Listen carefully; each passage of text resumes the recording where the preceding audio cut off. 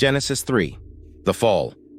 Now the serpent was more crafty than any of the wild animals the Lord God had made. He said to the woman, "Did God really say, 'You must not eat from any tree in the garden'?" Tekka. The woman said to the serpent, "We may eat fruit from the trees in the garden, 3, but God did say, 'You must not eat fruit from the tree that is in the middle of the garden, and you must not touch it, or you will die.'" "You will not certainly die," the serpent said to the woman. "For God knows that when you eat from it, your eyes will be opened, and you will be like God, knowing good and evil."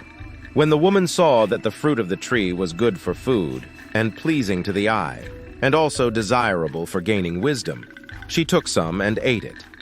She also gave some to her husband who was with her, and he ate it. Then the eyes of both of them were opened, and they realized they were naked. So they sewed fig leaves together and made coverings for themselves.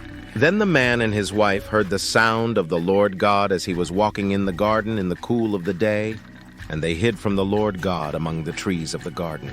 9. But the Lord God called to the man, "Where are you?"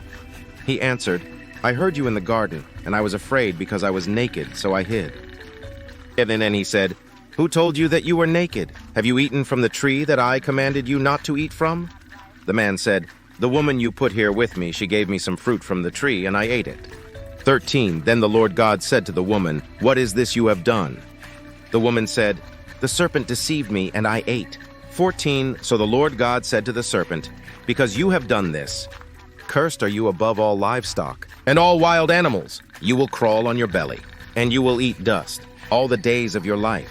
15. And I will put enmity between you and the woman, and between your offspring and hers. He will crush your head, and you will strike his heel. 16. To the woman he said, "I will make your pains in childbearing very severe. With painful labor you will give birth to children. Your desire will be for your husband, and he will rule over you." 17. To Adam he said, "Because you listened to your wife and ate fruit from the tree about which I commanded you, you must not eat from it. Cursed is the ground because of you. Through painful toil you will eat food from it all the days of your life." 18. It will produce thorns and thistles for you, and you will eat the plants of the field. 19. By the sweat of your brow you will eat your food, until you return to the ground, since from it you were taken. For dust you are, and to dust you will return. Adam named his wife Eve because she would become the mother of all the living. 21. The Lord God made garments of skin for Adam and his wife and clothed them. 22. And the Lord God said, "The man has now become like one of us, knowing good and evil. He must not be allowed to reach out his hand and take also from the tree of life and eat and live forever." 23. So the Lord God banished him from the Garden of Eden to work the ground from which he had been taken. 24. After he drove the man out, he placed on the east side of the Garden of Eden cherubim, and a flaming sword flashing back and forth to guard the way to the tree of life.